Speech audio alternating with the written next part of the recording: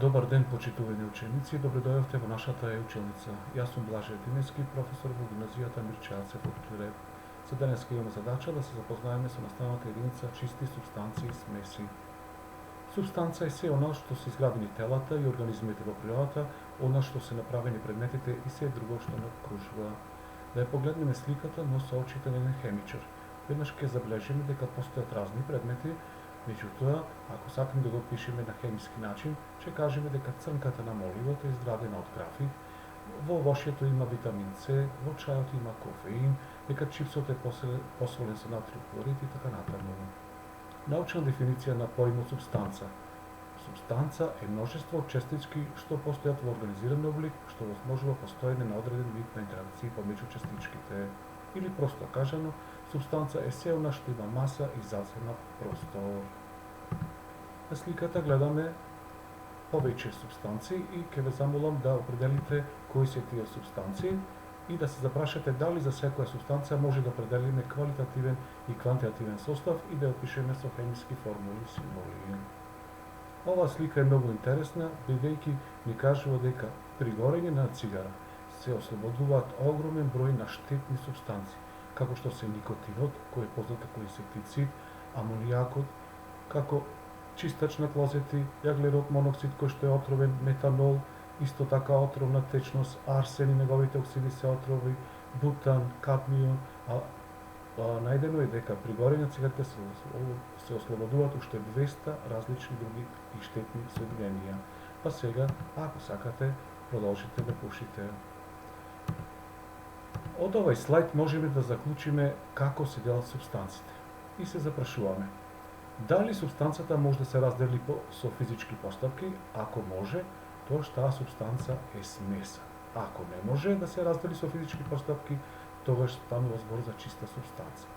Ако смесата има истородна градба насекаде, тогаш таа смеса ја викаме хомогена смеса, а ако нема истородна градба, ја викаме хетерогена смеса. Од друга страна пак, чистите супстанции можем да ги разложиме по хемиски пат, тоа станува збор за соединение, а ако не можем да ги разложиме по хемиски пат, тоа станува збор за елемент. Хетерогена смеса ја се разликува од хомогената смеса по тоа што има гранични површини меѓу деловите кои имаат различни својства, а такви фази кај хомогените смеси нема и викаме дека не постојат гранични површини меѓу фазите.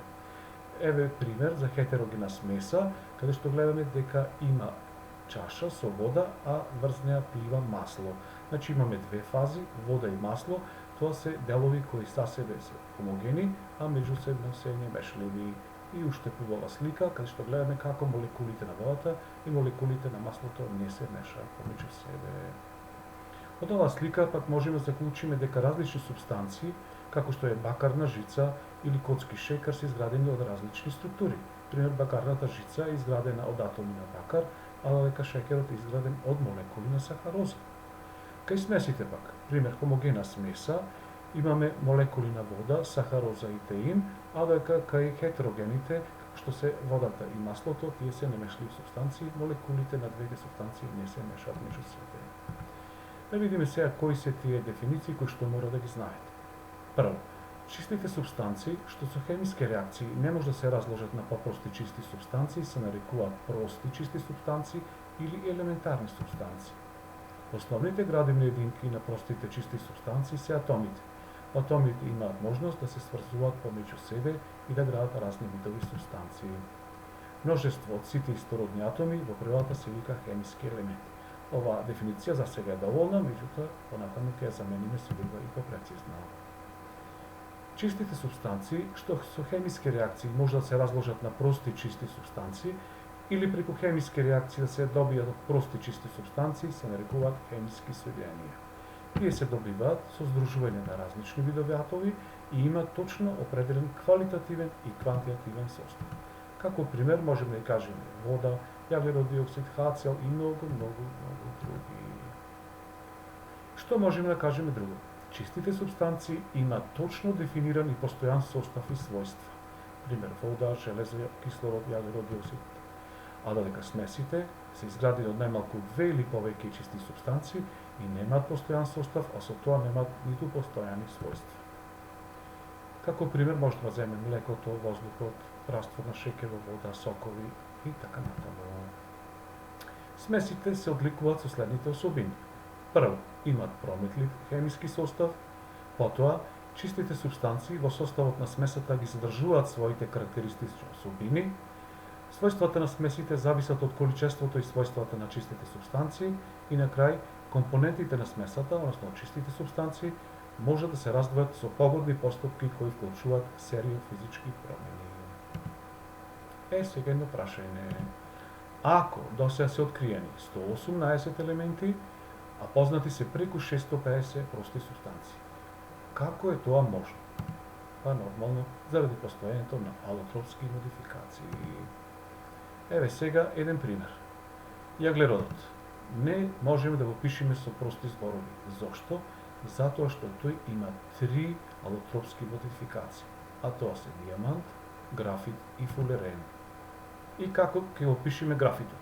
Графитот е цврста супстанца со црна боја, спроведува електрична струја, има мала тврдина, голема моќ за апсорбција на различни супстанции и така натаму и така натаму. При собни услови пак диамантот е цврста супстанца, хемиски инертен, многу тврд, безбојн, а се користи за изработка на накит, сечила и така натаму и така натаму. И накрај, фулеренот се состои од 60 С атоми кои се спојени со 30 страни, а се состои од 12 петоаголни и 20 шестоаголни прстени во сферна форма, баш како фудбалска топка. Еве дефиницијата за алотропски модификации.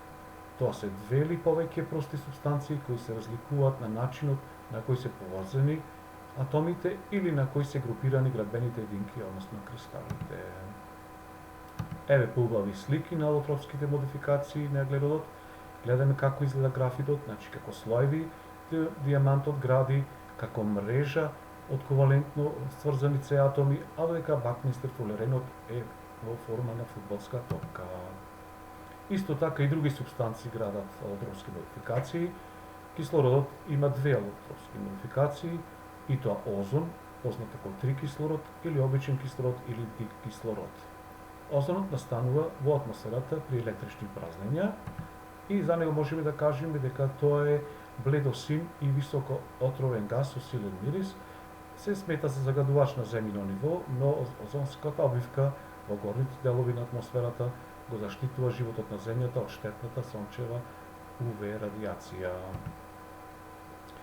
Воздухот сите го знаеме како изгледа и неговиот состав, значи изграден е од повеќе гасови и знаеме дека тој е хомогена смеса во која што има најмногу азот, кислород, хелиум, неон, аргон, јаглерод диоксид и водна пара. Значи, видете ги тесно како изгледаат молекулите на овие гасови. Ќе забележите дека некои, како азот и кислород, играат двоатомски гасови, водата и јаглерод диоксидот има триатомски молекули, а додека молекулите на благородните гасови, хелиум, неон и аргон, имаат само еден атом во молекулата, или викаме поточно градат едноатомски молекули. Сега едно интересно прашање. Дали постојат хетерогени системи, а да се изградени од само една супстанца? Ако не ви текнува, ќе ви кажам дека може. Пример, на сликата имаме вода во која што пливаат парчи на мраз. Значи имаме иста супстанца, а имаме граници меѓу фазите, значи тоа е хетероген систем. Едни од најинтересните хомогени смеси се легурите, затоа што по правило чистите метали ретко се употребуваат во секојдневниот живот и индустријата. Значи имаме пример месинг, кој што е изграден од атоми на бакар и цинк, и најпознатата легура челикот, каде што имаме железо помешан со неметалот јаглерод. Најинтересна легура е златото. Зошто викаме злато? Тоа е легура, бидејќи златото е толку меко што никогаш не се употребува како чисто. Зошто? Затоа што накидот изработен од злато би се деформирал. Најчесто се користи легура од злато со бакар и сребро, па дури и платина. И што значи тоа 24 каратно злато или 18 каратно злато? Тоа се гледа од сликата. Значи, ако зборуваме за чисто злато, тоа станува збор за 24 каратно злато. А најмалку квалитетно е 14 каратно златото, што значи дека на 24 атоми 14 се златни, а остатокот се бакарни и сребрени или некои други атоми, како например платината.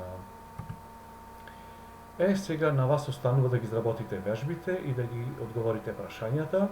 Пример, јас ќе ви помогнам со првата вежба. Значи, имате 4 садови во кои што се ставени различни супстанции и вие треба да кажете дали се работи за елемент, соединение или смеса.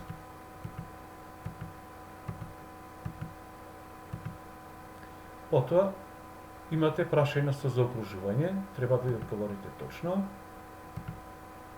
И имате прашања со дополнување и со заокружување. Толку за оваа лекција, благодарам на вниманието и се гледаме во следна прилика. Пријатно!